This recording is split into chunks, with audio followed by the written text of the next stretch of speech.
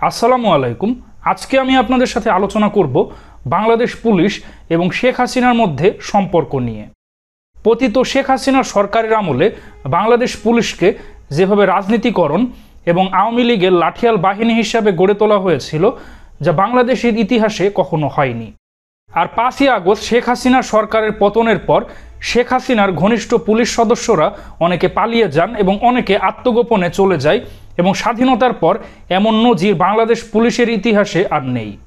আর পতিত শেখ হাসিনার সরকারের আমলে শেখ হাসিনার ঘনিষ্ঠ ব্যক্তিরাই পুলিশের শীর্ষ পর্যায়ে ছিলেন, যেমন বেনজির আহমেদ, চৌধুরী আবদুল্লাহ আল মামুন, সাবেক ডিবি প্রধান হারুন আর রশিদ, সাবেক এসবি প্রধান মনিরুল ইসলাম, পিবিআইয়ের প্রধান বনোজ কুমার, বিপ্লব কুমার সহ বাংলাদেশ পুলিশের ঊর্ধ্বতন অনেক কর্মকর্তা যারা শেখ হাসিনার ঘনিষ্ঠ ছিলেন, তারাই বাংলাদেশ পুলিশের শীর্ষ পর্যায়ে ছিলেন। অপরদিকে বাংলাদেশ পুলিশের যে সকল কর্মকর্তা শেখ হাসিনার ঘনিষ্ঠ ছিলেন না, তাদেরকে অবহেলিত, প্রমোশন বঞ্চিত এবং পুলিশের শীর্ষ কোনো পদে রাখা হয়নি। যেমন বাংলাদেশ পুলিশের বর্তমানে শীর্ষ পর্যায়ে অনেক কর্মকর্তারা রয়েছেন যারা বিগত শেখ হাসিনা সরকারের আমলে ব্যাপক অবহেলিত, প্রমোশন বঞ্চিত এবং অনেককে তো বাধ্যতামূলক অবসরই দেয়া হয়েছিল। যেমন বাংলাদেশ পুলিশের বর্তমান আইজিপি বাহারুল আলম, তিনি বিগত শেখ হাসিনা সরকারের আমলে ব্যাপক প্রমোশন বঞ্চিত এবং অবহেলার শিকার ছিলেন, এবং তিনি তার সিনিয়রিটি অনুযায়ী পুলিশের স্পর্শকাতর বা গুরুত্বপূর্ণ কোনো পদে রাখা হয়নি, এবং বর্তমানে তিনি বাংলাদেশ পুলিশের আইজিপির দায়িত্ব পালন করছেন। পরবর্তীতে ঢাকা মেট্রোপলিটন পুলিশের বর্তমান কমিশনার শেখ মোহাম্মদ সাজ্জাদ আলী, বিগত শেখ হাসিনা সরকারের আমলে 2016 সালের দিকে তাকে বাংলাদেশ পুলিশ থেকে বাধ্যতামূলক অবসর প্রদান করা হয়। আর অন্তর্বর্তীকালীন সরকার শেখ মোহাম্মদ সাজ্জাদ আলীকে ডিএমপি কমিশনার করেছিল, এবং তিনিও শেখ হাসিনা সরকারের আমলে ব্যাপক অবহেলিত এবং বঞ্চিত ছিলেন।